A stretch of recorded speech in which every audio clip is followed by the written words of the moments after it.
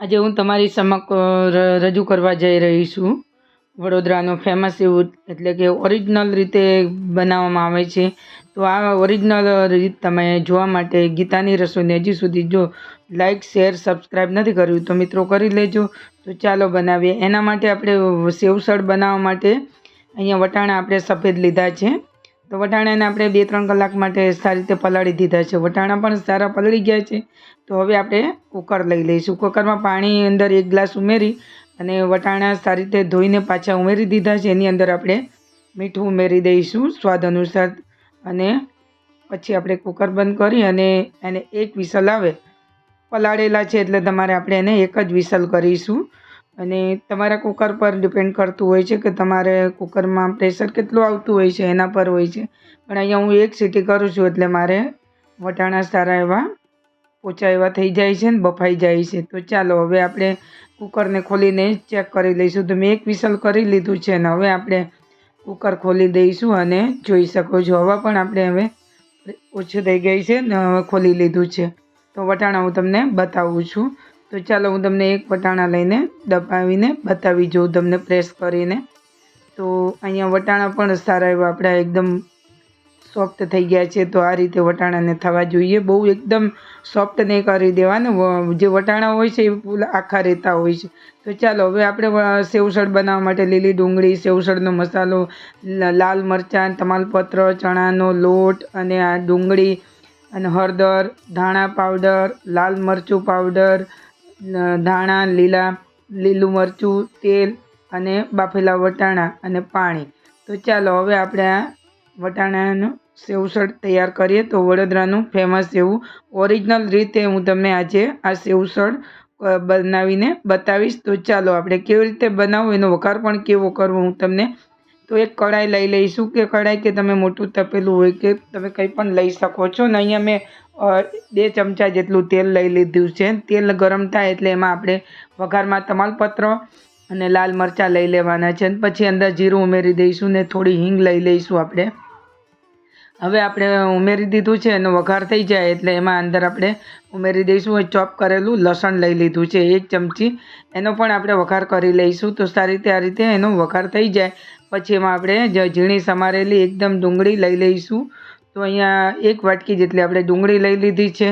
1 નંગ છે ઝીણી સમારેલી છે. અને તમારે એને ચોપરમાં કરવી હોય તો તમે ચોપરમાં પણ કરી શકો છો અને તમારે મિક્સરમાં કરવી હોય તો તમે મિક્સરમાં પણ કરી શકો છો. તો હવે આપણે એને આ રીતે ડુંગળીને પણ જેટલી ડુંગળી તમે થોડી મીડિયમ એવી રાખશો તો સારો એવો રસો પણ ઘટ થશે અને ખાવામાં પણ ખૂબ મજા આવશે. હવે આપણે અંદર આ રીતે જોઈ શકો છો ડુંગળી ઉમેરી દીધી છે. આદુની પેસ્ટ લઈ લઈશું, લસણની પેસ્ટ લઈ લઈશું. 1 ચમચી આદુ, 1 ચમચી લસણ. તો સારી રીતે આપણે એનો પેસ્ટ લઈ લીધી છે અને હવે એને પણ આપણે હલકું એવું સાંતળી લઈશું. કાચા પણ દૂર કરી દેવાનું છે. અને પછી લઈ લઈશું આપણે ધાણા પાવડર, હળદર પાવડર અને પછી લઈ લઈશું આપણે લાલ મરચું પાવડર. તો અહીંયા આપણે કાશ્મીરી લાલ લીધું છે. બહુ તીખું એવું નહીં લેવાનું. અને આ બાળકો જો ખાતા હોય છે એટલે આપણે બહુ તીખું નહીં કરવાનું. અને તરી પણ બનાવીશું એટલે આપણે એમાં તરી જેને તીખું ખાવું હોય એ તીખું ઉમેરી શકે છે. તો અહીંયા આપણે થોડું મીડિયમ એવું તીખું લીધેલું છે. હવે મસાલો પણ સારી રીતે આપણે એને શેકી લેવાનો છે અને પછી આપણે એની અંદર ઉમેરીશું. તો અહીંયા મેં વટાણાનું જે પાણી કાઢેલું હતું અને હવે આપણે 1 ચમચી મોળું મરચું અને અહીંયા કિચન કિંગ મસાલો લીધો છે. એટલે તમે કોઈ પણ ગરમ મસાલો તમે લઈ શકો છો. અને હવે આપણે આને શેકી લઈશું. અને અહીંયા જે વટાણાનું વધારાનું પાણી હતું બાફેલું એ પાણી આપણે અંદર ઉમેરી દઈશું. તો પાણીને ફેંકી નથી દેવાનું. એ પાણી આની અંદર આપણે ગ્રેવી માટે રસા માટે ઉમેરી દઈશું. તો હવે રસો પણ આપણે આ રીતે જોઈ શકો છો સારો એવો થોડો ઘટ લાગે છે અને સરસ લાગે છે. આ રીતે રસો આપણે તૈયાર કરીશું. અને પછી અંદર સ્વાદ અનુસાર આપણે મીઠું તો જો બાફવામાં પણ ઉમેરેલું હતું અને અત્યારે આપણે જે રસો કરીશું. અને હવે આ લીધો છે આપણે સેવસળનો મસાલો. તો આ રીતે આપણે ઉસળ મસાલો આવે છે એ લઈ લીધો છે. તો અહીંયા આપણે 2 ચમચી જેટલો લીધેલો છે. એનાથી રસો પણ બહુ ઘાટો થાય છે અને સેવસળ આપણું ખાવામાં પણ ખૂબ ટેસ્ટી લાગે છે.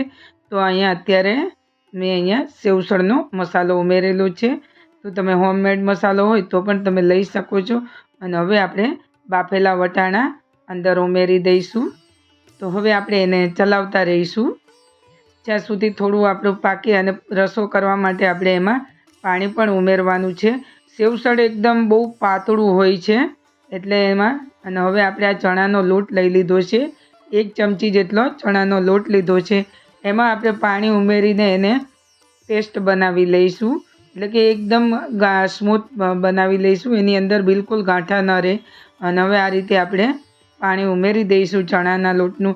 તમે જો જુવારનો લોટ લેતા હોય તો તમે જુવારનો લોટ પણ લઈ શકો છો. તો વડોદરામાં બધી જગ્યાએ કોઈ ચણાનો લોટ ઉમેરે, કોઈ જવારનો લોટ ઉમેરે છે અને કોઈ ઘઉંનો લોટ પણ ઉમેરે છે. તો તમે ચણાનો ના હોય તો તમે ઘઉંનો પણ લઈ શકો, ઘઉંનો ના હોય તો તમે અન્ય કોઈ પણ લોટ લઈને તમે જુવારનો પણ તમે અંદર ઉમેરી શકો.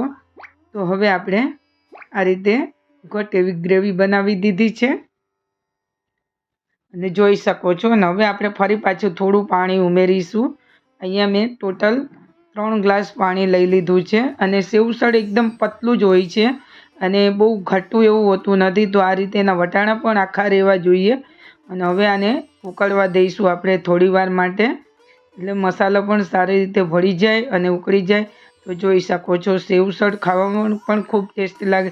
તો આપણે ઓરિજિનલ રીતે આપણે વડોદરામાં કઈ રીતે સેવસળ બને છે એ રીતે આજે આપણે ઘરે સેવસળ બનાવ્યું છે. તો મિત્રો, આમાંથી તમે વડોદરાના કોણ કોણ છે અને કોને વડોદરાનું સેવસળ ખાધું છે તો મને કોમેન્ટ કરીને મિત્રો જણાવજો. અને આવી નવી નવી રેસિપી લઈને આવું ત્યાં સુધી મિત્રો વિડીયો જોતા એક લાઈક આપી દેજો.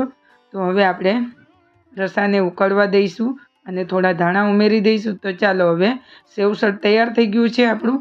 અને હવે ગ્રેવી બનાવી લઈશ. તો ગ્રેવીમાં આપણે આદુ લસણની પેસ્ટ લઈ લીધી છે, તેલ લઈ લીધું છે, લાલ મરચું લઈ લીધું છે, થોડું ધાણા પાવડર લઈ લીધો છે અને હવે થોડું મીઠું અંદર ઉમેરી દીધું છે. અને હવે આપણે ગ્રેવીને સારી એવી પકાવી લઈશું. તો આ રીતે તમે જોઈ શકો છો.